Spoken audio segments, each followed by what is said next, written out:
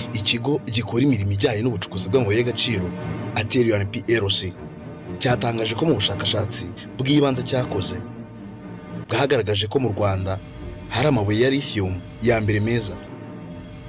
Ni ubushakashatsi Aterian PLC ikomoka mu Bwongereza ifatanyijemo n'ikigo Rio Tinto gisanzwe gikorera ubucukuzi bw'amabuye y'agaciro mu Rwanda bwakorewe mu majyepfo y'u Rwanda. Iki kigo cy'ubushakashatsi Aterian PLC gikorera imirimo mu bihugu bigiye bitandukanye birimo u Rwanda, Botswana ndetse na Maroc. Kikaba cyaribandaga cyane cyane ku bushakashatsi n'ubucukuzi bw'amabuye y'agaciro. Mu itangazo Aterian PLC yashyize hanze kuri uyu wa kane tariki ya 10 Nyakanga 2025 yatangaje ko ubushakashatsi yakoze bwagaragaje ko u Rwanda narwo harimo amabuye y'agaciro ya lithium. Ubu bushakashatsi bwakozwe hafatwa impagararizi cyangwa se uduce tw'amoko y'ubutaka atandukanye agera ku 2228 y'ubutaka butandukanye. Gusa ku bw'amahirwe menshi cyane ubu butaka bukaba bwagaragayemo ibinyabutabire bibiri by'ingenzi, ari byo Pathfinder ndetse n'icyitwa spodumene. Ibi bikunze kuba ahari lithium, iri buye ry'agaciro ryavuzwe haruguru. Muri ubu bushakashatsi hacukuwe umwobo muremure wahawe izina rya MWOG 0002. Bageze muri metero 124 n'ibice bitandatu batangiye kubona lithium iri ku kigero gitandukanye, harimo n'iyo ku rwego rwo hejuru.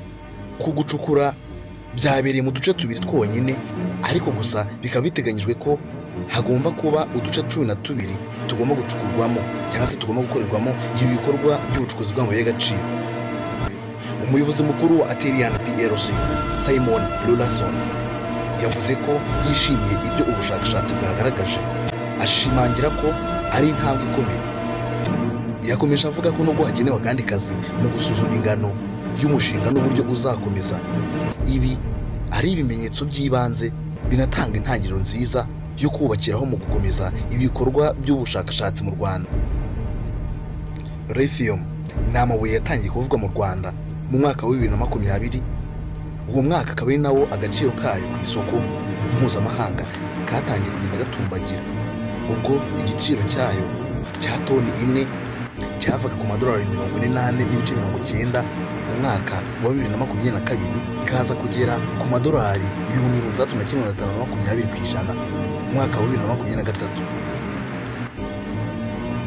Muri Kanama mu mwaka wa 2023 ibikorwa by'ubushakashatsi bwo gushakisha amabuye y'agaciro byashizwemo imbaraga cyane, hasinywa amasezerano yahuriyemo ibigo byinshi bitandukanye birimo nka Aterian PLC, Rio Tinto Mining ndetse n'icyitwaga Exploration Limited ndetse n'icyitwaga Kinunga Mining Limited.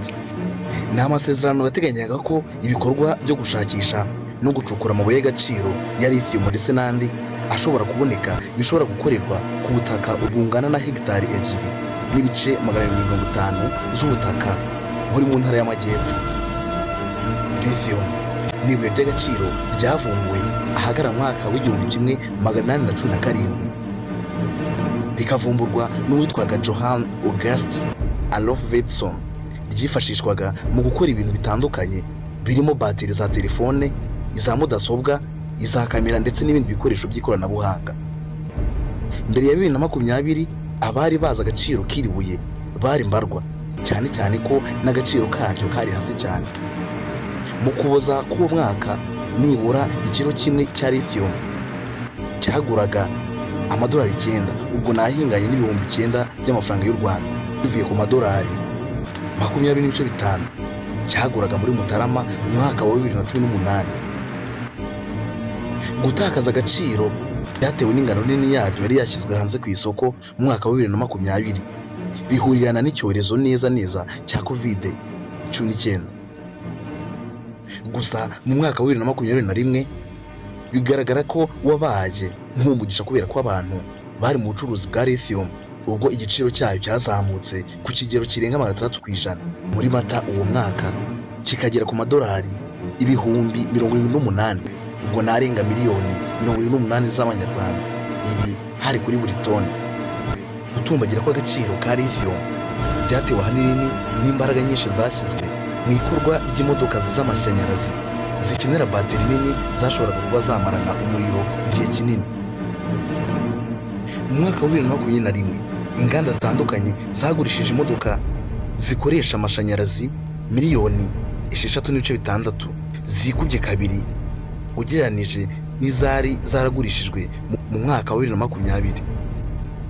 Abahanga mu bijyanye n'ubucukuzi bw'amabuye y'agaciro bagaragaza ko lithium izakomeza kuba imari ishyushye kuko umubare w'imodoka z'amashanyarazi zikorwa ugenda wiyongera ku kigero cyo hejuru, ndetse bikanaba biteganyijwe ko muri 2030 hazaba hamaze kugurishwa izirenga miliyoni 26.